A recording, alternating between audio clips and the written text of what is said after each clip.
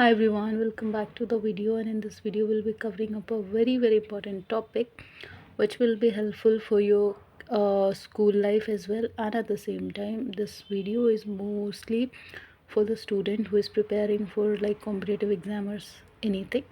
So let's get started and see what is the end this video regarding this topic. I really hope that whatever I'm going to teach you will be more than enough for your topic and you get understood each term that I'm going to explain in this video. And yeah, just subscribe the channel so that whenever I'll be uploading another video you will get the notification, right? So yeah, fundamental duties. देखिए, fundamental duties की बात करें तो ये हमने सबसे पहली बात है कि जब हमारा कॉन्स्टिट्यूशन 26 जनवरी 1950 को लागू किया गया था तब हमारे कॉन्स्टिट्यूशन के अंदर फंडामेंटल ड्यूटीज़ ऐड नहीं थी। मतलब इन are original constitution of India fundamental duty was not present in the constitution, और इसको अमेंडमेंट के थ्रू जाहिर सी बात है फिर ऐड ऑन किया गया होगा। So that amendment is 42nd amendment act 1976 by a committee called as Swaran Singh committee. कहने का मतलब है स्वरण सिंह कमेटी का ये आइडिया था कि हमें फंडामेंटल ड्यूटीज़, क्योंकि हमें राइट्स मिल रहे हैं तो कुछ ड्यूटी भी तो निभानी चाहिए, तो उन्होंने इसीलिए हमें कहा कि 42nd अमेंडमेंट एक्ट की तहत फंडामेंटल ड्यूटीज़ को इंडियन कॉन्स्टिट्यूशन के अंदर ऐड ऑन किया जाए। और एक और इम्पॉर्टेंट चीज़ कि ये आर्टिकल 51 पार्ट 4A में है इंडियन कॉन्स्टिट्यूशन के, और टोटल 8 ड्यूटीज़ हैं और अमेंडमेंट के बाद ऐड होके 10 हो गई थी। और फंडामेंटल ड्यूटीज़ जो है, जैसे हमने DPSP directive principle of state policy का idea Spanish and Irish constitution से लिया, उसी तरीके से फंडामेंटल ड्यूटीज़ का आइडिया हमने USSR से लिया है, union of socialist soviet republic, union soviet of socialist republic something. So in simple term fundamental duties का जो आइडिया है, we have taken this from the country USSR, right. And इसके बाद अगर हम बात करें तो ये मैंने आपको बता दिया कि 1976 जो 42nd अमेंडमेंट एक्ट हुआ था उसके तहत अडॉन किया गया था by the idea given by Swaran Singh committee, right. And also it shows regulate behaviour. DPSP non justiciable है, उसी तरीके से फंडामेंटल ड्यूटीज़ भी it is non justiciable. And Japanese constitution के अंदर भी इसको इंक्लूड किया गया है DPSP को, सॉरी, जापानीज़ कॉन्स्टिट्यूशन के अंदर फंडामेंटल ड्यूटीज़ को ऐड ऑन किया गया। Apply to citizen only and not extend to foreigners. याद रखिएगा कि फंडामेंटल ड्यूटीज़ सिर्फ जो एक कंट्री के, जो इंडिया के सिटीजन हैं उन पे ही अप्लाई होती है, ना कि किसी फॉरेन से आए हुए इंसान पे। जैसे मान लीजिए कोई जॉब पर्पज़ से इंडिया में आया है, कोई स्टडी पर्पज़ से आया है, बाहर का है, इंडिया का नहीं है, तो उस पर फंडामेंटल ड्यूटीज़ अप्लाई नहीं होती है। It's only apply to the citizen of India. Where as कुछ फंडामेंटल राइट्स जो है फॉरेनर्स को मिलते हैं, पर फंडामेंटल ड्यूटीज़ उन पर अप्लाई नहीं होती है। इसके अलावा अगर हम बात करें तो जो स्वरण सिंह कमेटी है, इसने क्या क्या और बात बोला था कि राइट के साथ कुछ ड्यूटीज़ भी देनी चाहिए देश के युवा को, देश के लोगों को, जितने भी लोग हैं ना, चाहे युवा है, चाहे बुज़ुर्ग है, चाहे बच्चे हैं, मतलब हर सिटीज़न को देना चाहिए। और इसको part 4A of Indian constitution article 51 में ऐड ऑन किया गया, राइट। और इसके अलावा अगर हम बात करें तो इन्होंने रिकमेंडेशन दिया था कुछ जो इंक्लूड नहीं किया गया था गवर्नमेंट द्वारा, कि पार्लियामेंट जो है सज़ा दे सकती है, ठीक है, पालन ना करने पे। तो जैसे आपको बताया गया कि फंडामेंटल ड्यूटी भी नॉन जस्टिशिएबल है, मतलब अगर आप इसको पालन नहीं करते तो इसके लिए आपको सज़ा नहीं दी जाएगी, तो इसीलिए पार्लियामेंट आपको सज़ा नहीं दे सकती। कोर्ट में सवाल नहीं किया जाएगा। पे tax should be fundamental duty, कि मतलब टैक्स पे करना फंडामेंटल ड्यूटी रहेगा। ये भी रिकमेंडेशन दिया था स्वरण सिंह कमेटी ने, लेकिन इसको नहीं माना गया था। फीचर्स हैं कुछ, जैसे कि moral and civic duties perform करते हैं हम फंडामेंटल ड्यूटी के लिए।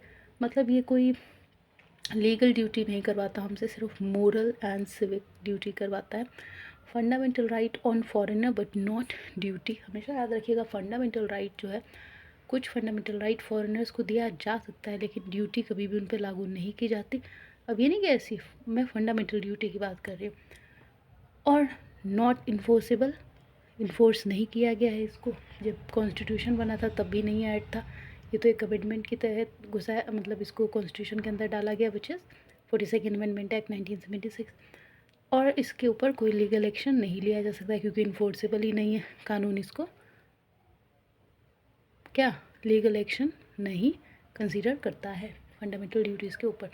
इसके अलावा अगर बात करें तो कुछ जो लिस्ट ऑफ फंडामेंटल ड्यूटीज़ हैं, जैसे abide by constitution, respect right. इसके अलावा अगर बात करें तो इंस्टीट्यूशन, नेशनल फ्लैग्स, इन सब चीज़ों को आपको रिस्पेक्ट करना है। फॉलो आइडिया नेशनल स्ट्रगल, जो नेशनल स्ट्रगल के टाइम पे आइडियाज़ हुए थे उनको, जैसे नॉन वायलेंस, सत्याग्रह, ये सब जब ज़रूरत पड़े तो यूज़ करो। प्रोटेक्ट सोवरेनिटी अनटिल, कब तक, sorry, protect sovereignty, unity and integrity of India.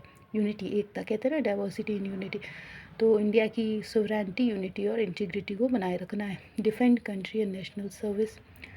इसके अलावा promote what, preserve rich heritage of our culture, protect natural environment, develop scientific techniques, humanism and reform, safeguard public property and violence, stop violence, excellence in all sphere of individual। 86th Amendment Act 2002 क्या कहती है?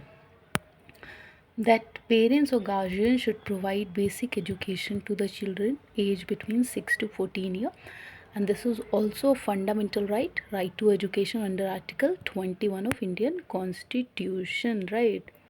अच्छा, इसके अलावा अगर बात करें तो फिर फंडामेंटल ड्यूटी जो इन्फोर्सेबल नहीं है, लीगल एक्शन नहीं लिया जा सकता इसके खिलाफ, तो फिर आखिर इसका रेलेवेंस क्या है, क्या ज़रूरत है कि हम फॉलो करें? तो देखिए, इसका रेलेवेंस भी under article 51 of Indian constitution के अंदर दिया हुआ है। क्या है? इट रिमाइंड ऑफ ड्यूटीज़, ये हमें हमारी ड्यूटीज़ के बारे में याद करवाता है। Warning against anti national and anti social activity, हम कोई भी एंटी नेशनल या एंटी सोशल एक्टिविटी परफॉर्म ना करें, इस चीज़ का ध्यान देता है हमें। Promote sense of discipline, sense of discipline तो हमें ध्यान देता है कि अगर राइट्स हैं तो ये हमारी duty and we must do it, right. जिसे हम कहते हैं ना कि this is your duty, you must do it, this is your duty to obey your elders and you have to obey them। Ideal in nature, promote patriotism, देशभक्ति को भी बढ़ावा देता है। क्रिटिसिज्म ऑफ फंडामेंटल ड्यूटीज़, देखिए अब जाहिर सी बात है कि इसके कुछ ऐसे तात्पर्य हैं जिसके खिलाफ भी हैं लोग, जैसे नॉन जस्टिसेबल है नेचर। हम लोग कहते हैं कि जब नॉन जस्टिसेबल है मतलब इसके लिए सज़ा नहीं मिल सकती अगर कोई नियम तोड़ेगा, तो फिर फॉलो करने का क्या फ़ायदा। तो ये एक सेटबैक है, non justiciable in nature. Important duties such as tax paying, family planning not covered, इसके अंदर टैक्स पेइंग, फैमिली प्लानिंग जैसी ड्यूटीज़ को मतलब टॉपिक्स को नहीं इंक्लूड किया गया है। Difficult provision to understood by common man, आम आदमी के लिए थोड़ा समझना मुश्किल है क्योंकि being not literate enough, it's very kind of word that could not be easily able to understand. इसके लिए वर्मा कमेटी ने भी कुछ अपने आइडियाज़ दिए हैं, जैसे कि identify some legal provision, prevention of insult to national honour act 1971, protection of civil right act 1955, Representation of People Act 1951, Wildlife Protection Act 1972 and Forest Conservation Act 1980, and Verma Committee was set up in 1999। So Verma Committee ने कुछ ऐसे points हमें present किए regarding fundamental duties which was added by 42nd Amendment Act 1976 in the Constitution of India, through which our country gets run, right? And anybody who don't obey the rules and regulation that has been provided by our constitution gets punishment, but if you don't follow fundamental duty you will not get any kind of legal problem faced in our country because these are not legally actioned and not enforceable as well, right? So fundamental duty and fundamental rights में क्या आखिर खास difference होता है? Fundamental right privilege देता है, grant करता है to each individual of our country to enjoy. अब जैसे बात है कि फंडामेंटल राइट हमारे फ़ायदे के लिए, हमें ऐसा राइट मिल रहा है जिसके थ्रू हमें कुछ गवर्नमेंट से बचत भी है और हम काफ़ी शेयर बन के घूम सकते हैं वगैरह वगैरह। So it's a privilege given to every individual in the country. Fundamental right हमें कॉन्स्टिट्यूशन से मिलता है जो कि एक सिटीज़न से नहीं लिया जा सकता है। ये जब कॉन्स्टिट्यूशन बना था तभी ओरिजिनल कॉन्स्टिट्यूशन में इसको इंक्लूड किया गया था। Universally available to citizen regardless of race caste, मतलब ये हर इंसान पूरे यूनिवर्स में जितनी भी कंट्रीज़ हैं, हर कंट्री के अपने अपने फंडामेंटल राइट्स हैं which is given to its citizens and also everybody in the world. So इसमें फंडामेंटल राइट्स जब हमें सरकार देती है तो वो हमारे रेस, कास्ट, रिलीजन, सेक्स, इन सब चीज़ों को नहीं देखती, राइट। इसके अलावा बात करें तो फंडामेंटल ड्यूटी क्या है। फंडामेंटल ड्यूटी सिर्फ एक मोरल रिस्पॉन्सिबिलिटी है, एक मैनर है, right, that we have to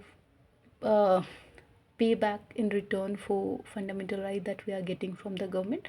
So you can say that fundamental duty is a payback by the citizen to the government for providing them fundamental right.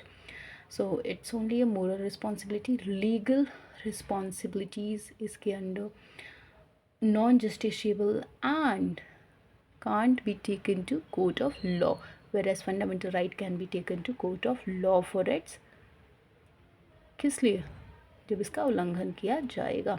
तो conclusion क्या निकलता है इसका कि moral obligations, patriotism, conscience of constitution, they should be treated as constitutional values. इन सब चीज़ों को फंडामेंटल ड्यूटीज़ शो करता है कि कैसे मोरल ऑब्लिगेशंस फंडामेंटल ड्यूटीज़ के थ्रू किया जाता है। देशभक्ति, पेट्रियोटिज्म को बढ़ावा देता है। कॉन्साइंस ऑफ कॉन्स्टिट्यूशन, कॉन्स्टिट्यूशन को आप कह सकते हो उसमें एक नया प्रिंसिपल ऐड हुआ इसके through, and they should be treated as constitutional values. तो अब ये नहीं कि जैसे ये इन्फोर्सेबल नहीं है या लीगली एक्शन नहीं है तो हम बिल्कुल ही इसका उल्लंघन कर दे, नहीं, इसका भी थोड़ा हमें रिस्पेक्ट करना चाहिए एज कॉन्स्टिट्यूशनल वैल्यूज़।